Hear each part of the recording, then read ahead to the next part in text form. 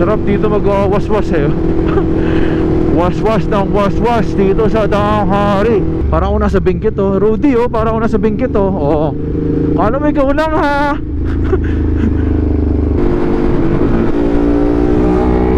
So yun oh, congratulations kay Brother Joe for your new 2023 ZX-10R ART version. Ayun lang, ayaw na mag-start.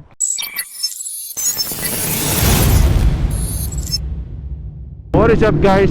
Welcome back to another video. Ito na ang legit na ride guys. Medyo siningit ko na lang siya sa ating schedule this week para may makita naman kayong ride no. Tagal natin walang ride guys. Kaya talagang pinilit ko ngayong araw.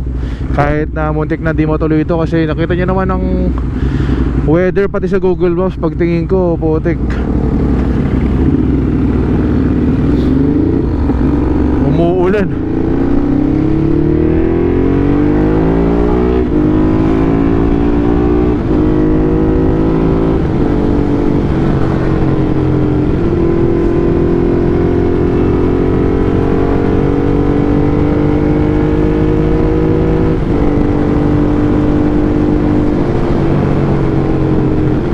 Sarap dito mag-waswas eh.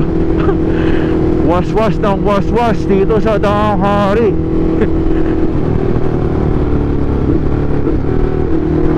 Waswas with na to. Ito yung tawag na waswas with consent. Waswas with consent eh no.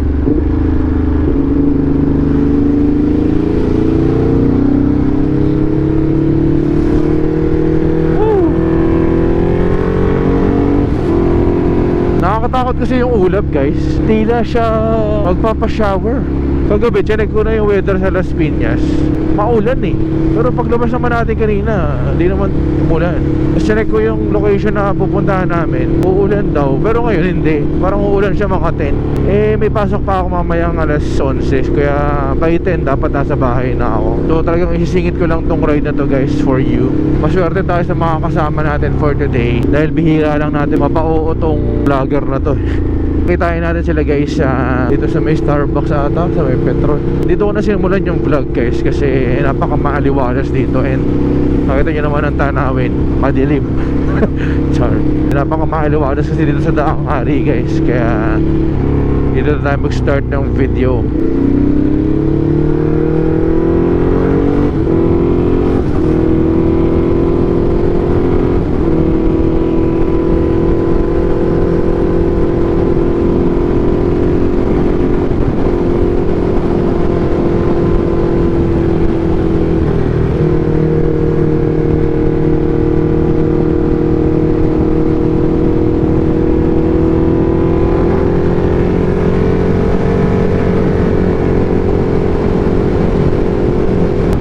Ganda ng bahay niyan guys oh, Joe Drive dito sa Danghari, tsaka tong Crossing Cafe.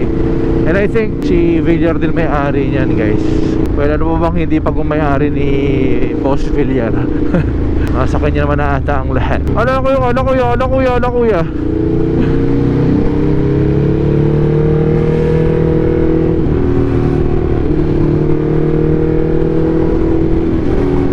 Shoutout Bingo, tsaka sila Martin, Aprilia, tsaka Royal Alloy.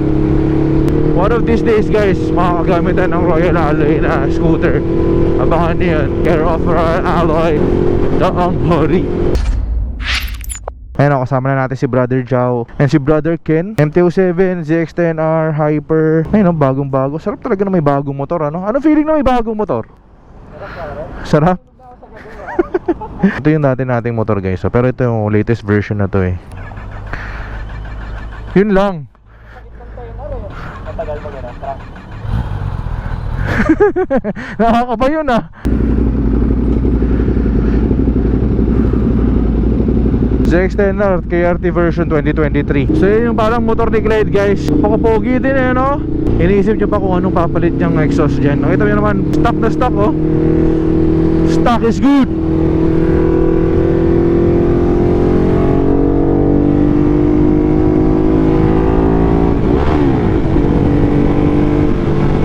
naman lang tayo sa ride na to guys. Patuwaan ride lang naman to.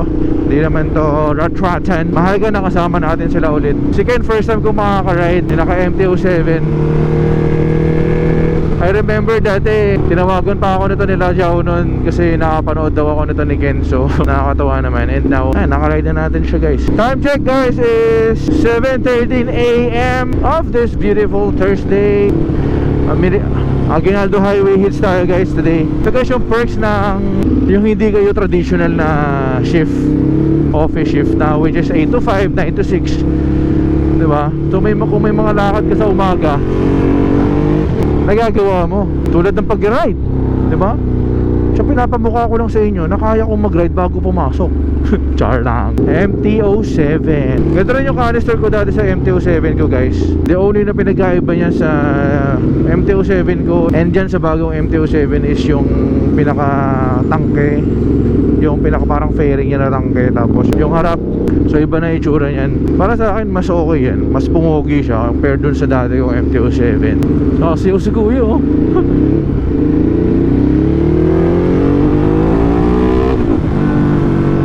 Lawak na rin pala ng kalsada dito guys oh. Dati bahay to eh. Ngayon, yan na lang, may mga bigla na lang lumiligong jeep. Liko, bago lingon. Ay nako. Mahalata mo pag bago yung motor. Sobrang pihigan ka pa sa bike, no? Yung medyo takot ka pa isingit-singit, takot ka pa magmabilis. Although nasa break-in period kasi yung motor ni Joe, kaya hindi pwedeng taasan ng RPM. Parang may certain RPM lang ata na pwedeng ibira, diba?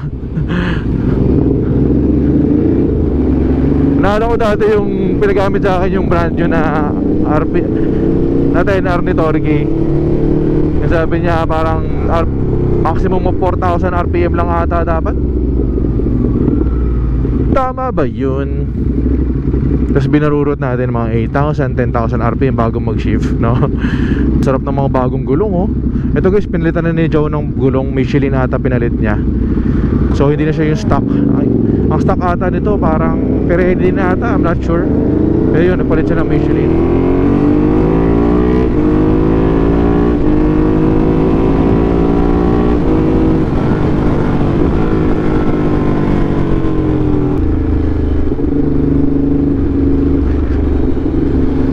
Diba may takot pa si Joe. Tsaka ngayon lang ulit nag-ride to.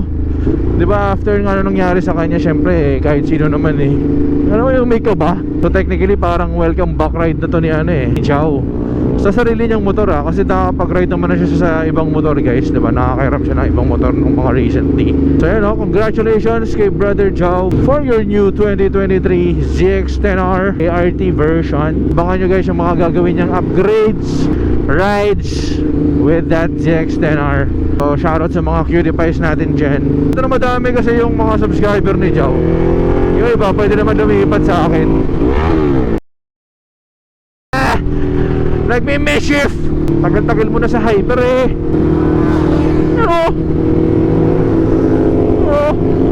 Ito na talaga sakit sa MT-07 guys. Pagka short pipe ka, walang dulo, panay arangkada. Grabe din yan. Hindi mo rin pwede biru-biruin yan, man. Welcome aboard 23,000 kilometers mark. 23,000 na tayo guys. Nakuha natin siya 7,500 in the span of 1.5 year. Congratulations sa atin. At naabot natin ang milestone na yan. Parang ano lang ata to, 7,000 before mag-odo, before mag-desmo.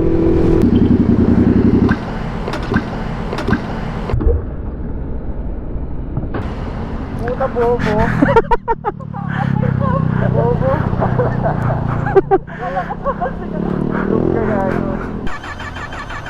Ayun lang, ayaw na mag-start.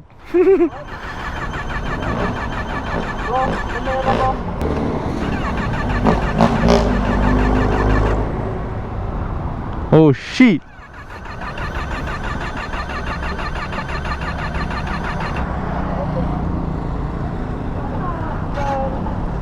Primera mo tas ulong mo. Ba't kaya lagi may problema yung Yung mga pagkakabagong labas ng 10R, ano?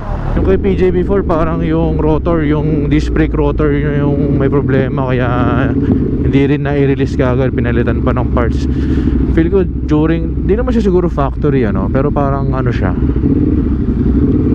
parang siguro sa shipping, ganyan.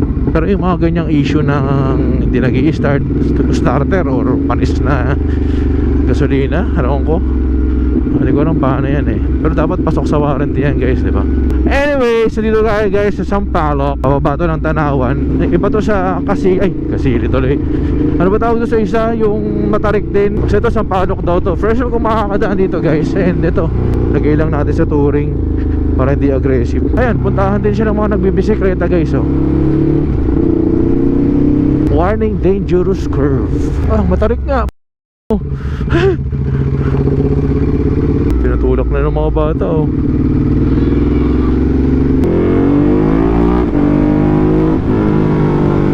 Wow, ganda dito guys.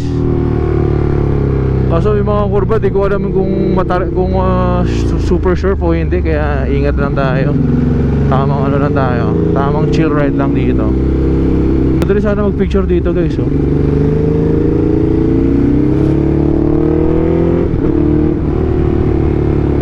Ganda pala dito eh. May ganyan ka view, oh. Parang ako nasa Benguet, oh. Rudy, oh, parang ako nasa Benguet, oh. Oo. Kala mo ikaw lang ha. Sa mga nagtatanong paano gumagana yung counter steering guys, oh. Oo. Actually, ewan ko kung ito yun. Pero sabi ni Coach Dashi, pag tinulak mo daw ito dito sa kaliwa, gaganyan siya. Tapos kanan, gaganyan siya.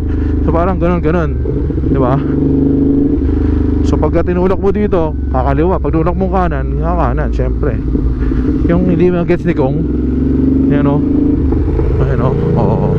Counter steering pero curve. Oo, diba? Nilutunan na naman kayo sa akin. Char lang. Sarap tumaan dito, oh.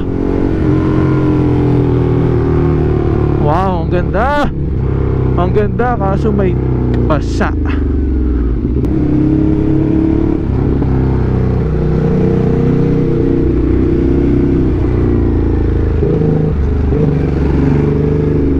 First time ata sa bangkingan na to ni Joe dito sa TNR niya eh.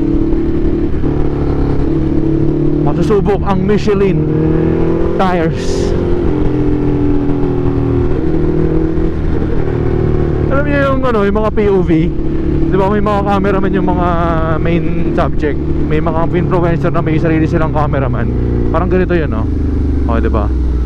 Yung sinusundan lang kahit saan siya pumunta para POV style yung dating.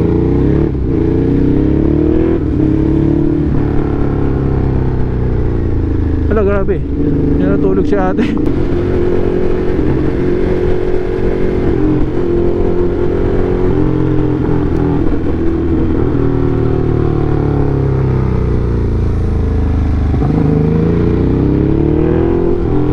Ginagawa ko guys sa corner, although di naman ako expert, ano, pumapreno ako pagdating ko sa apex, pa-exit, control lang yung bitaw ko sa preno, tapos nagagas na ako. Ewan ko kung tama yun guys, pero effective sa akin eh. Ayun o, preno, tapos ayun o, tapos bibitawan, nag-throttle lang ako kahit habang nakapreno, tapos dahan-dahan yung bitaw sa gas para suwabe lang yung pasok ng power, para hindi naman pagka-exit mo may ano ka na, hindi ka mabigla. Ganda ng tile guys, oh. Wow, sana nakikita nyo yan guys. Ang ganda, oh. Wow. I think mas mahaba to guys, pero I think mas swabe dito. Hindi naman super matarik dito.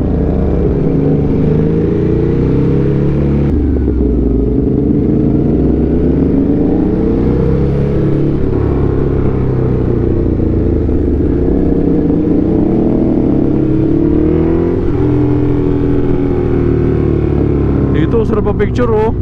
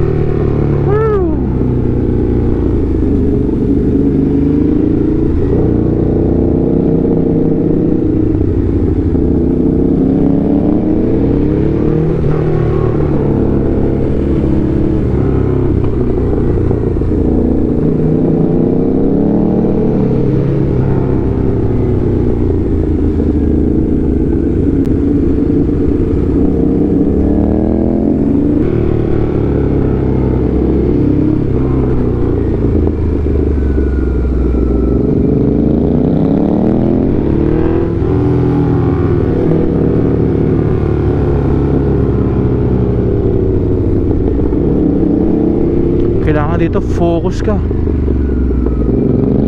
Kasi kung hindi, may kalalagyan ka dito, men.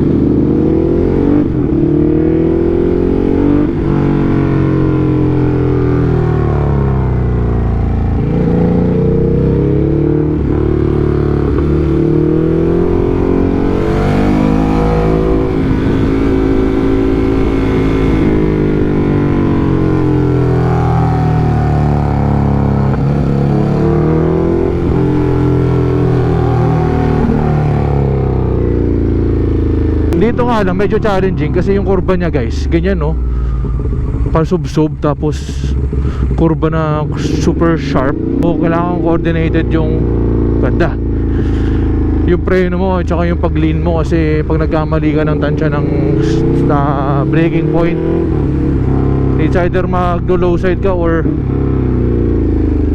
ano ka eh, so overshoot, diba?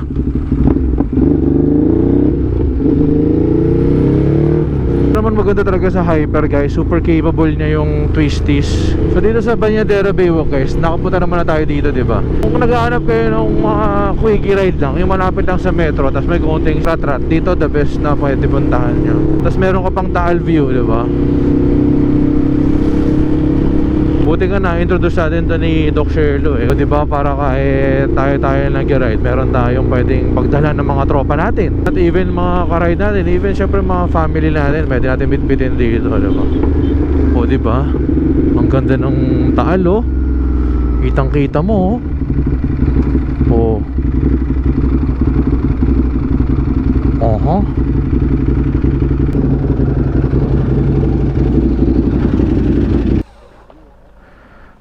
Solid no? Nabigla ako dun sa pababa. Pababa nga pala ng marami ko. Ito sabi ko guys, oh, yan ay bagong itsura ng MT-07 ngayon, oh. Para sa akin mas okay yung bago eh. Ang dami nagsabi na papangitan daw sila, pero Ako dun noon. para sa akin, Tapos nung tumatagal, ay, okay pala. ito pala isa sa mga bago ng MT-07 guys, yung cluster niya. Ganyan na siya. Iba-iba dun sa previews, no? So, pati yung kill switch niya, yung switch niya dito, bago na din. Mga pang ano to, pang R1 na eh. Nung una nakakapa ako pa yung gulong niya, hindi ko pa siya masyadong nililin kasi. Hindi, fake news yan, fake news. Ibang-iba ka na lumag-lean kanina, parang ba no? Bakit? Parang California Superbike na pre.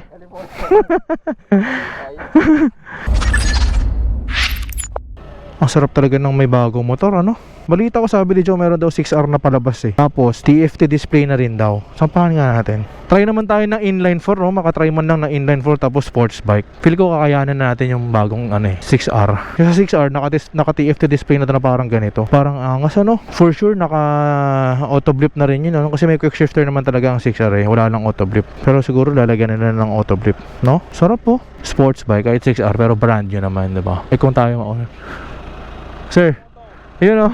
Comment down below guys kung makapag 6R tayo. Hello sir. Basta. Thank you po. Ay si Joe nandito. Si Joe. Sir, dapat may sticker ka sir. Vlogger ka, di ba? Makapag 6R kaya tayo? 6R no? Malay natin. Sabi ko, kaya ayoko sumasama kay Joe eh. Nambubudol ng motor. Dinadaan ako sa engagement eh. Magkaka-engage. Manifest natin. Malay mo next month, diba? Oo, di ba? Manifesting natin, oh.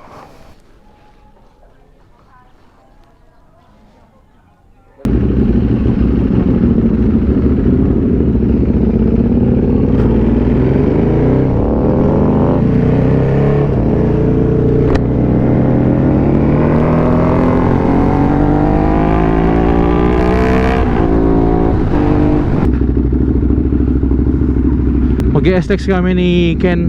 Si Jao daw babalik ng Tagaytay. So ulit din ang mga ganitong spontaneous na lakad, mga biglaan, di ba? Tapos ganito lang, kahit ganito kayo kakonti, kahit sabi mo tatlo lang kayo, at least nagkakaintindihan kayo. Bakit din naman na sobrang dami, kasi hindi mo naman din nakakausap lahat eh. Pero I'm not saying na di masaya yung madami ha. Masaya yun kasi ang daming motor, di ba? Nakakapag-share kayo ng mga input sa mga motor nyo, ganyan.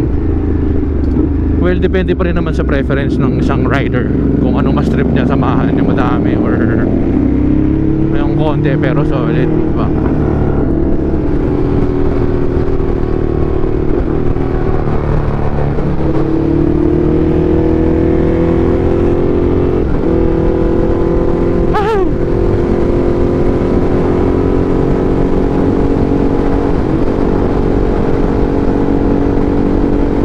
Hirap din talaga yung personality mo, introvert ka, yung hindi ka talaga, yung tahimik ka lang, tapos syempre medyo obligado kang magsasalita, so medyo struggle, no? Kahit sabi mo 2 years na ako nag-vlog, medyo struggle pa rin talaga sa akin yung ako, kasi super tahimik ko lang na tao. Pagka hindi ko naman kailangan magsalita, di talaga magsasalita. Kaya yung ganito, kaya proud din ako sa sarili ko, kasi kumbaga achievement sa akin yung magsasalita ng ganito, lalo mag-isa. Well, buti mag-isa ako, kasi pag sa public talaga hirap ako magsalita in public. Pero ang hirap in fairness, struggle siya for me. Although di naman pilit, kasi gusto ko rin naman siya, and gusto ko rin talaga ma-enhance yung communication skills ko.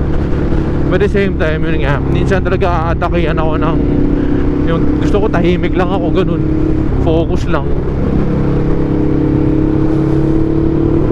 Some of you would disagree na daldal mo na kaya sa vlog. Siyempre nag-i-edit ako, pero ang daming lag time. Isa yun siguro sa mga, lalo na sa mga hindi sanay mag-ganito, tapos gusto mag-vlog.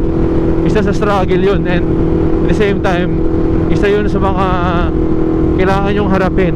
Pero pagka may gusto naman ako ikwento, talaga ikukwento ko naman, diba? It's just that ang hirap lang mag-compose, kasi nga hindi tayo sanay. Maambon ba? Oh!